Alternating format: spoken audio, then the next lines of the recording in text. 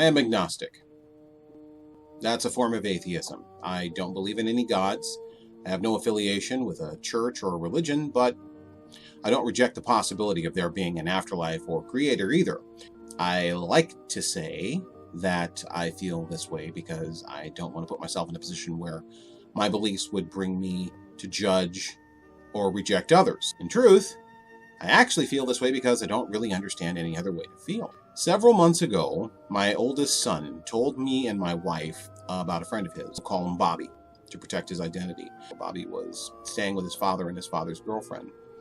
The father accused Bobby of trying to have sex with the girlfriend. Bobby's mother, she would stay with Bobby's aunt. Bobby did have the option to stay with his mother at his aunt's house. It's a 2-bedroom home. And of course, the house was crowded because Bobby's grandfather was staying in the house, along with his 3 daughters, one of which Bobby's mother, and one of Bobby's young cousins. And coupled with a regular alcohol abuse and a lack of real money, make for a pretty tense living situation. That's how he came to my attention, because he then asked my son if he could stay with us.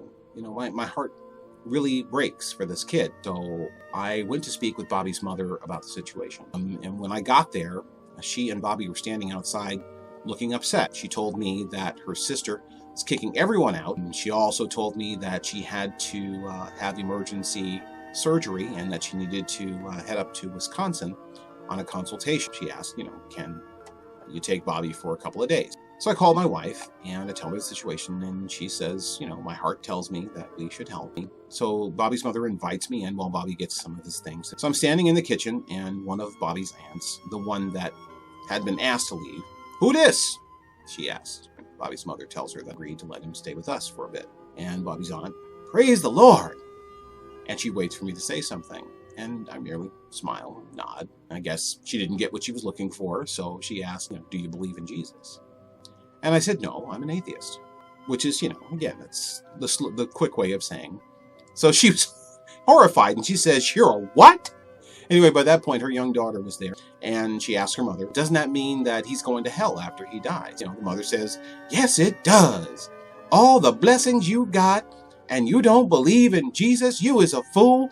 And she says this, and she storms off, yelling at her sister about the poor choice that she makes, where she's going to send Bobby. And I smiled at the daughter, and I said, it's probably best if I just wait outside. And I did just that. I went outside, Bobby joined me after, and I took him home. Why I didn't point out the irony of having been condemned to hell for not being a Christian while I was in the process of helping a 15-year-old boy after his Christian aunt had thrown him out to the street.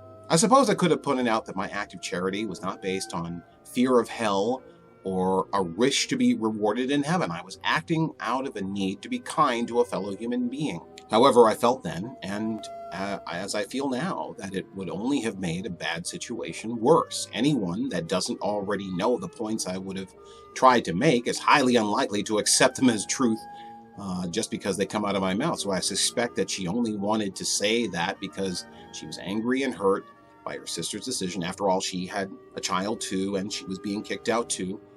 And I think that she was just lashing out, and that I was a simple, easy target. Anyway, the next day, I had to take time off work to drive them to school. I ended up having to do it 2 days in a row. My wife, she hugged me and she said, "You're a good man." But I'm not. I didn't want that boy in my home. I didn't want to be inconvenienced for someone that I don't know. Neither he nor his mother. He's not family. He's barely friend. And yet I incurred expenses in feeding this boy and in transporting him. I lost time at work. My wife did too. And for what? So I could stand in some foul-smelling shack in the shitty edge of a shit town and be insulted for not believing in something that has nothing to do with anything else in this tale. I was angry then. I'm angry now. I'm not a good man. What I am is a man that saw a bad situation being perpetrated by some sorry-ass people, and I stumbled in just to show them how superior I am. There's no honor in what I did. I just have some very high ideals about the human spirit, and I didn't want to disappoint myself. The thing is, it's left me wondering if that's all any good deed really is a favor that one does for oneself. That spoonful of medicine that helps the sugar go down. I can't believe that. It's my deepest feeling that there are good people with genuine good intentions and no selfish motives to ruin the good that they do in the world. I just wish I was one of them.